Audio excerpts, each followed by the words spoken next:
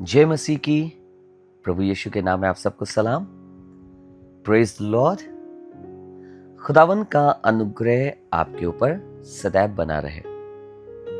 खुदावन के वचन को फिर से एक बार आपके संग बांटने के लिए लाया हूं, जो नीति वचन की किताब उसका 27वां बाब और उसकी 25वीं आयत से है।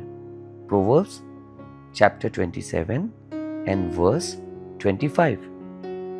कटी हुई घास उठ गई, नई घास दिखाई देती है।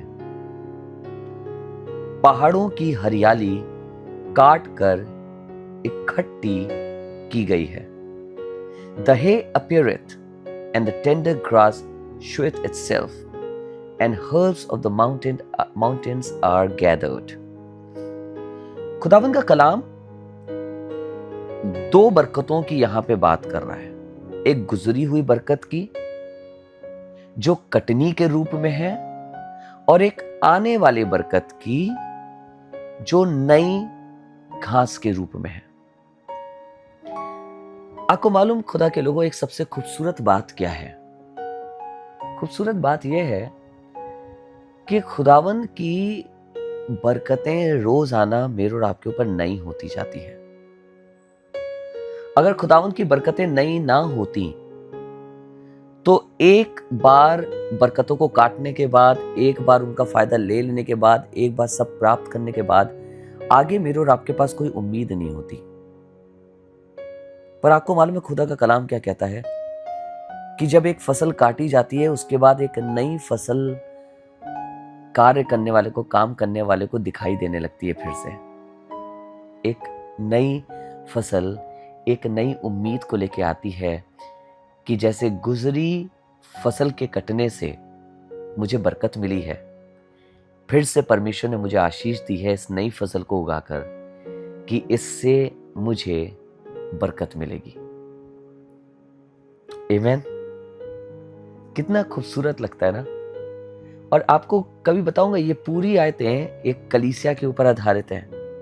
कलीसिया में हम एक फसल को देखते हैं, उसके बाद उनकी औलादों को देखते हैं। एक फसल को गुजरते हुए देखते हैं और उसके बाद कलीसिया में उनके बच्चे उस स्थान पर आने लगते हैं जहां पे वो थे।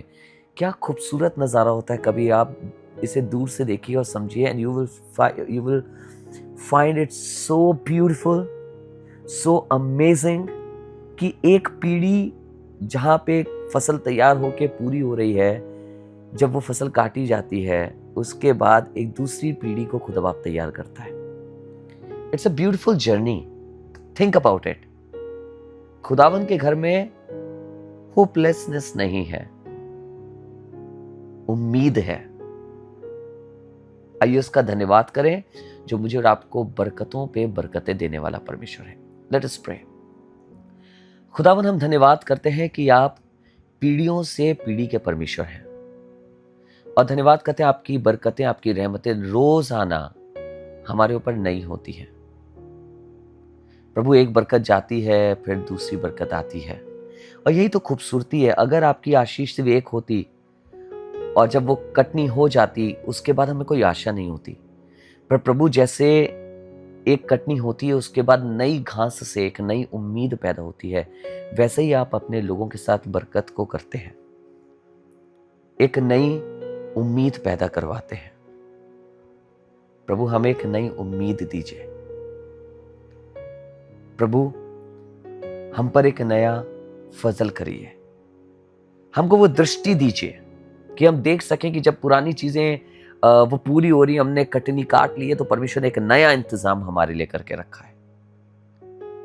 धन्यवाद प्रभु आपके इस बड़े कार्य के लिए, बड़े प्रोविजन के लिए जो आपने हमारे लिए ठहराया है, जो बरकत के ऊपर बरकत आप हमें देते जाते हैं। आपके अनुग्रह के लिए, आपके फजल के लिए मैं आपका बहुत धन्यवाद करता हूं पिता, प्रभु यीशु के नाम से, आमीन। आइए हम एक साथ मिलकर ए हमारे बाप की दुआ करें। ए हमारे बाप, आप जो आसमान पर है, आपका नाम पाक माना जाए, आपकी बादशाहत आए, आपकी मर्जी जैसे आसमान में पूरी होती है वैसे ही जमीन पर भी हो। हमारी रोज की रोटी आज हमें बख्श दीजिए, जिस तरह हम अपने कसूरवारों को माफ करते हैं, हमारे कसूरों को माफ कर, हमें आजमाइश में ना पड़ने दे, परंतु बुराई से बचा, क्योंकि बादशाहत, कुदरत और जलाल हमेशा आपका है। आमीन।